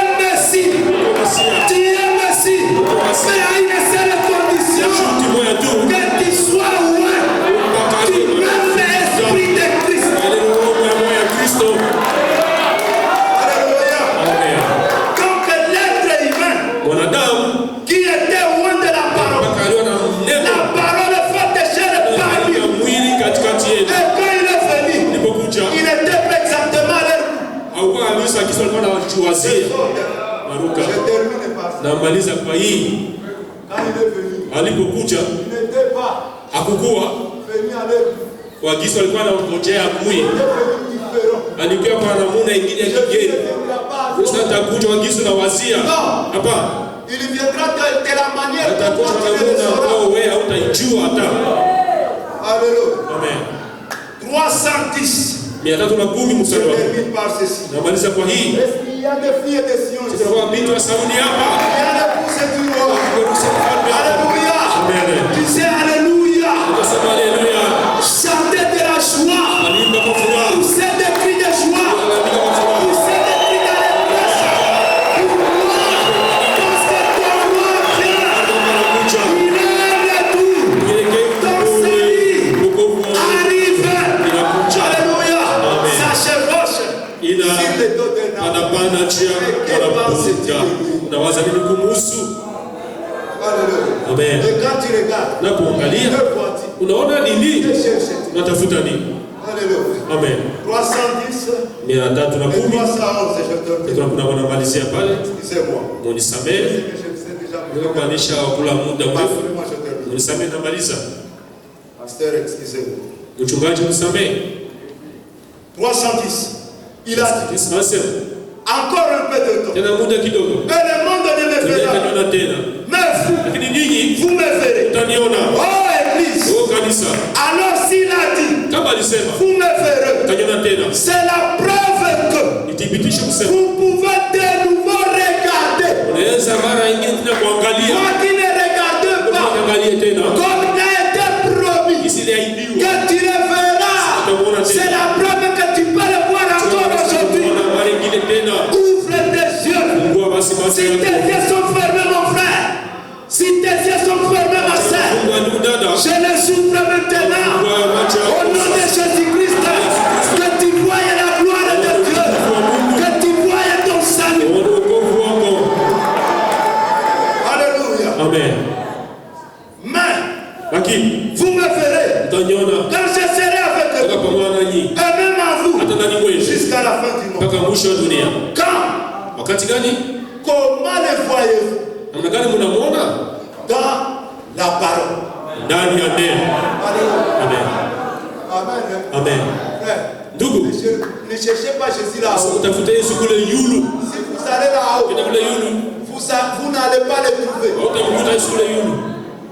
Ne cherchez pas Jésus dans de grandes choses. Il n'est pas dans de grandes choses qui attirent les visages. Jésus se trouve dans la simplicité. Dans les gens simples. Les gens négligés. C'est là que Alléluia. Comment le voyez-vous? Dans la parole. Il est la parole. Regardez la parole. Et voyez ce que la promesse. Car il est le même hier. Aujourd'hui. Éternellement. C'est qu'il était. Quand il marchait en Galilée. C'est exactement. C'est qu'il est ce soir. À Dieu fait son vie. C'est ce qu'il est maintenant. Ici à Goma. C'est ce qu'il est. Ici au Rocher Tabernacle. Quand tu regardes mon frère, qu'est-ce que tu vois? Alléluia. Amen. C'est ce qu'il est. C'est exactement ce qu'il est. Au Branham Tabernacle. Au Rocher Tabernacle. Quand vous regardez, qu'est-ce que vous attendez à voir? Un fondateur. Un homme de dénomination.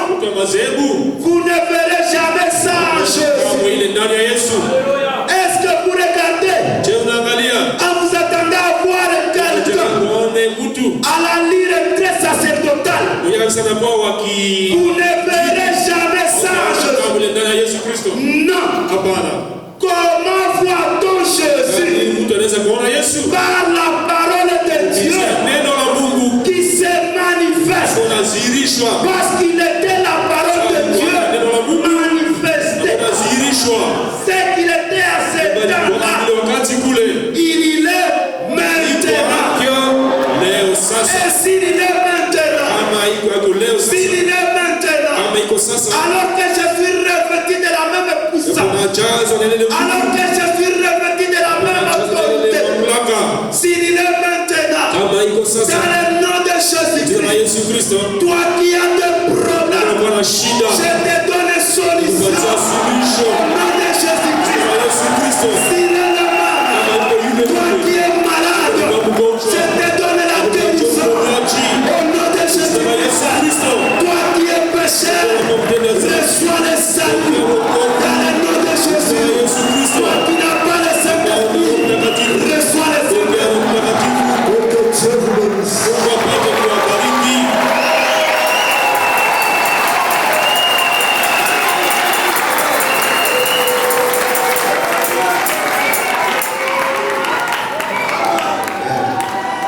Est-ce qu'on peut encore applaudir pour Jésus?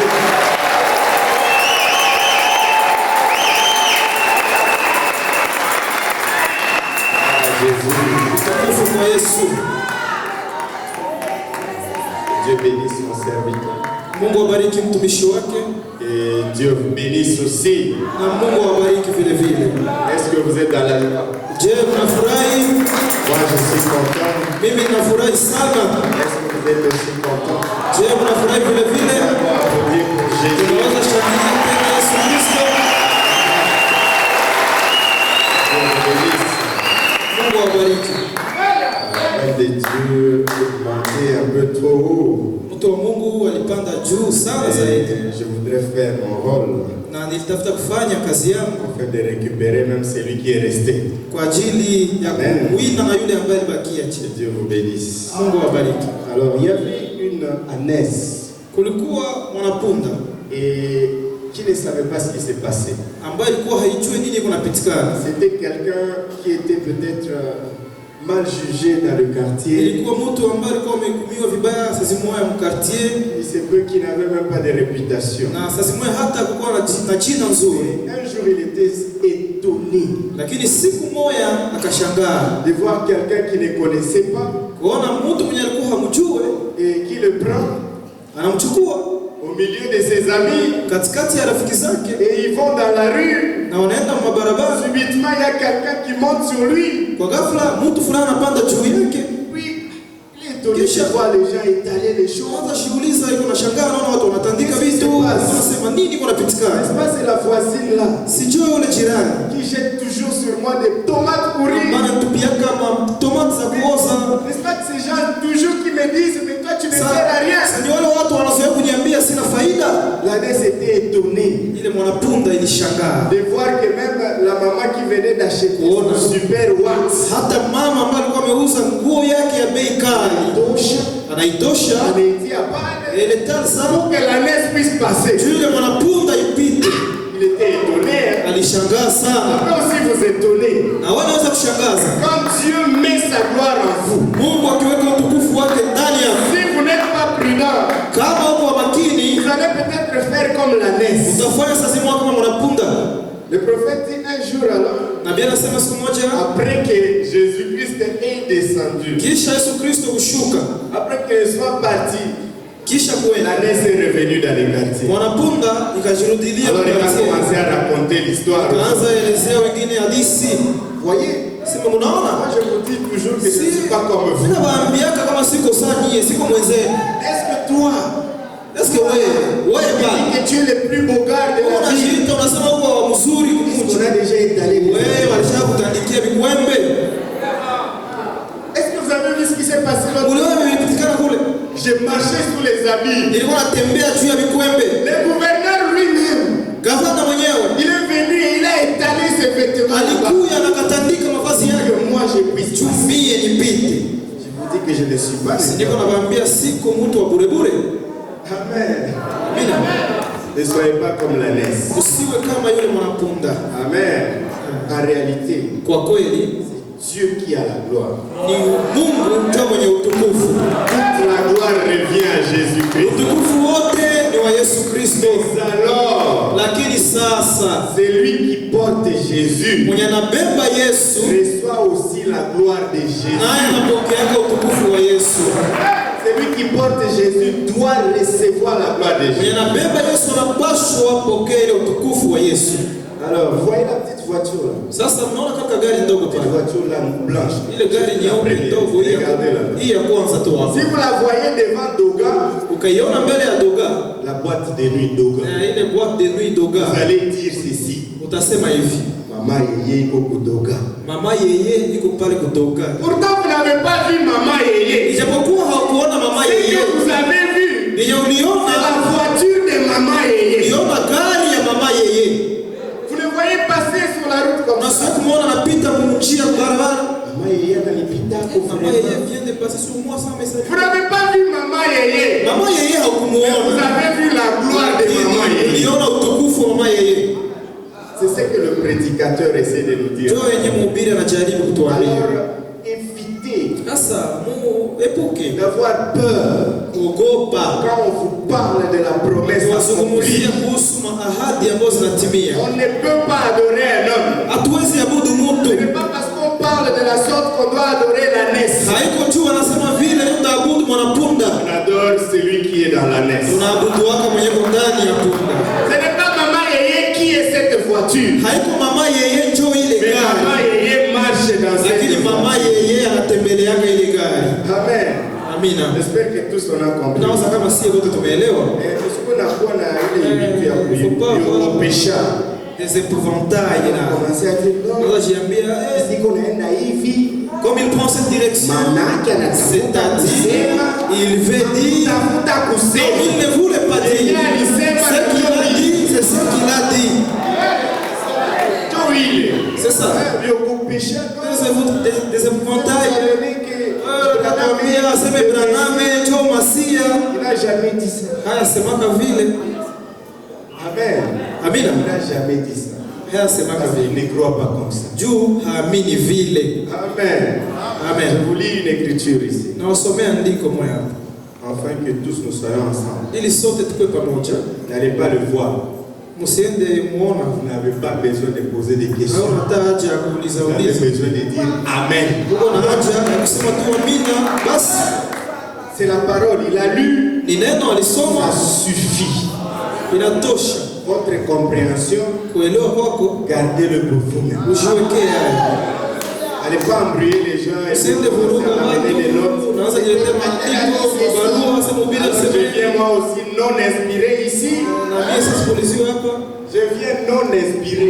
Na mimi nakuja nasipuliziwe.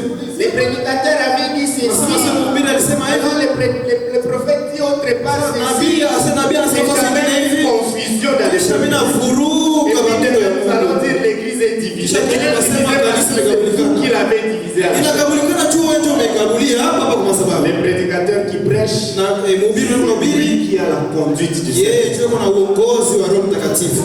Amen. Amina. Je vous ai prévenu hein, Yes, niliwatayarisha mbele que moi, na kwamba mimi je ne veux freiner personne. sitasimamisha mtu. Aussi longtemps qu'il a des écrits, Wakati wote kuna maandiko ça va. ni sawa, Mais nous avons une doctrine. lakini tuko na mafundisho. Je me dois de protéger notre doctrine. Mimi napaswa kulinda mafundisho yetu. C'est pour ça que je suis en train de faire ce que j'ai dit. Ndio maana niko nafanya vile unasema Sans contredire mon frère. bila kupinga ndugu Mais yangu, en l'appuyant. lakini kumshikilia Et ce qu'il a dit, il n'a juu pas yenye inventé. alisema hakuvitunga. Lisons ici dans l'âge de l'église de Laodicée. Tusome hapa mhubiri na kizazi cha kanisa cha C'est dans Laodikia. les livres de cet âge de l'église. Ah, visage, C'est ça, dans une Kanisa. partie de l'âge de l'église de Laodicée. Kizazi ya kanisa la Laodikia. Amen. Et nous venons de l'âge de l'église de Laodicée. Asie tunatokea mwi kizazi cha Laodikia. Qu'est-ce que Laodicée pense? Sikia vile Laodikia na Il n'y a wazi. pas de paragraphe, malheureusement, je ne sais pas. Haina mistari, sijue niwaambie kama ni karatasi ngapi. Voici ce que dit le témoin fidèle et véritable. Tazama ile ambaye mwaminifu wa kweli. Là, je voudrais vous montrer ce que je trouve dans l'idée des fidèles. Nilipenda niwaoneshe ile ambayo nakuta mawazo ya Vous waaminifu. savez, Najua nous parlons souvent d'un grand Dieu immuable, tunazoea kusema kuhusu Mungu mkubwa asiyebadilika, dont la parole ne change pas. ambaye neno lake halibadiliki. Et quand nous parlons de lui de cette façon-là, Na wakati tunamzungumzia kwa ile nous namna, le représentons souvent d'une manière qui nous le rend très impersonnel. tunamshiwakilishaka kwa aina fulani ambayo inamweka mbali na sisi. Il est là-bas et nous sommes ici. Inamweka mbali na sisi, iko kule na sisi tuko hapa. Nous nous le représentons d'une façon qui le rend très impersonnel. Tunamshioneshaka kwa aina ambayo inamweka mbali na sisi. Ni kama vile Dieu avait fait l'univers, ni kama vile Mungu aliumba toutes ses lois, ile anga na vitu vyote, et qu'ensuite il se soit retiré akishamaliza kuiumba na shitoa, et soit devenu un grand Dieu impersonnel quelque part. kisha anageuka Mungu mkubwa mwenye anajitenga na vile vitu vyenye C'est aliumba. comme si Dieu avait ouvert une voie pour le salut, Kama vile Mungu alifungula njia kwa wokovu wa ulimwengu wote, la voie de la croix, njia ya msalaba. donc Jésus, et qu'ensuite, Na kisha une fois que la mort de Christ a eu expié nos péchés, wakati kifo cha Kristo kiliondoa dhambi et zetu que sa résurrection nous a ouvert la porte vers lui, na ufufuko wake kutufungulia mlango kumwendea yeye, maintenant écoutez ce que nous pensons, c'est que Dieu Dieu se soit croisé les bras Mungu akapachika mikono, et se soit retiré à l'arrière-plan. kisha akajitosha mjia, anarudia nyuma. Il nous a déjà sauvés, non? Si ashatuokoa, Et puis il reste là-bas kisha anabakia kando, et nous restons ici. na sisi tunabakia ngambo ingine.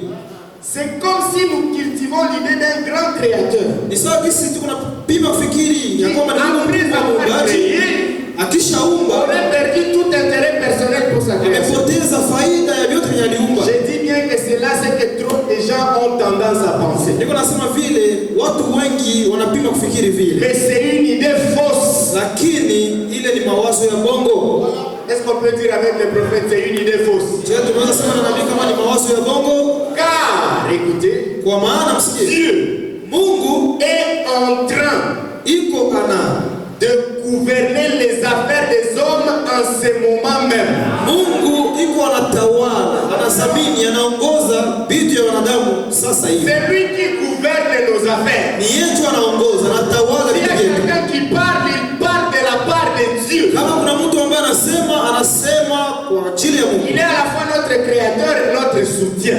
Ni shikilio letu, tena ni muumbaji wetu. Colossiens 1, 16 à 17, il dit car en lui ont été créées toutes les choses qui sont dans les cieux et sur la Kupitia terre. yeye kuliumbika vitu Les vyote vya visibles et les dunia, mbinguni invisibles. vinavyoonekana, Trône, dignité, domination, autorité. visivyoonekana, enzi, Tout utawala, a été créé par lui et pour lui. vyote viliumbwa na yeye, tena kwa ajili yake. Il est avant toutes choses et toutes choses subsistent en lui. Mbele yake alikuwa mbele ya kila kitu na kila kitu Il kilikuwa est kupitia un Dieu yeye. souverain. Ni Mungu De son anayetawala propre chef, il a établi le plan du salut, kwa namna yake ya kuona, de ses aliweka propres mpango wa élus wokovu et qu'il a connu d'avance. na wateule ambao alitambua Le kibele. Fils est mort sur la croix pour fournir le moyen du salut. Mwana alikufa kwa msalaba kwa ajili ya Le kupasua njia ya wokovu. Saint-Esprit exécute soigneusement la volonté Na du Père. Roho Mtakatifu unatimiza kabisa kabisa mpango wa Baba. Il est maintenant Usikie, iko en sasa train d'opérer toutes choses akitenda kila kitu selon les desseins de sa propre volonté. sawasawa na mpango wa mapenzi yake. Il est en plein milieu de tout. Iko katikati ya kila kitu, Il est au milieu de son église. iko katikati ya kanisa lake. Ce grand créateur, Yule muumbaji ce mkubwa, Dieu sauveur, Mungu mkombozi, agit fidèlement parmi les siens en ce moment même. anatenda na uaminifu katikati ya watakatifu. Lui, le grand berger des brebis, Yeye mchungaji mkubwa wa son kondoo, existence même est pour les siens. kuwa kwake ni kwa ajili ya watu Il wake. les aime Anawapenda et il sana prend soin d'eux. na Son anawashughulikia. regard est toujours posé sur eux. Jicho lake linatulia Quand juu la yao. parole dit, Neno anaposema nos vies sont cachées en Christ, en Dieu. maisha yetu yanafichwa ndani ya Kristo Mungu, Elle veut dire exactement ce qu'elle dit. inatafuta kusema ile ambayo imesema. Si vous vivez, Kama unaishi c'est Christ qui vit en mema, vous. ni Kristo ndio anaishi ndani Oh, yako. je suis si heureux que mon Dieu demeure fidèle. Ninafurahi ya kwamba Mungu wangu ni mwaminifu. Il est fidèle à lui-même. Ni mwaminifu kwa yeye Il mwenyewe, ne mentira pas.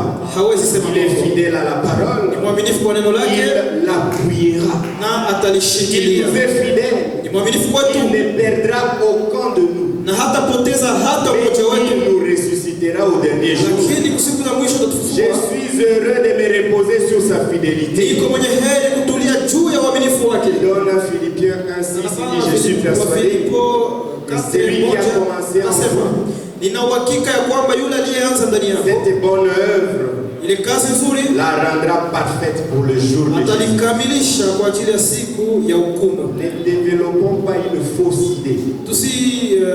Développer idée ya bongo msia. Comme quoi il y a Jésus à côté Kama vile kuna Yesu pembeni et l'épouse à gauche. na bibi harusi ngambo nyingine. Jésus est dans l'épouse. Yesu iko ndani ya bibi harusi. L'épouse est Jésus. Bibi harusi ndio Yesu. Amen. Amen. Que Dieu vous bénisse. Mungu awabariki. Tunaweza tena na shangilia tena.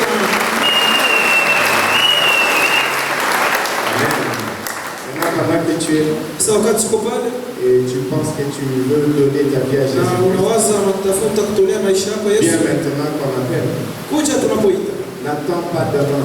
Usingoe kesho. N'attends pas le mercredi.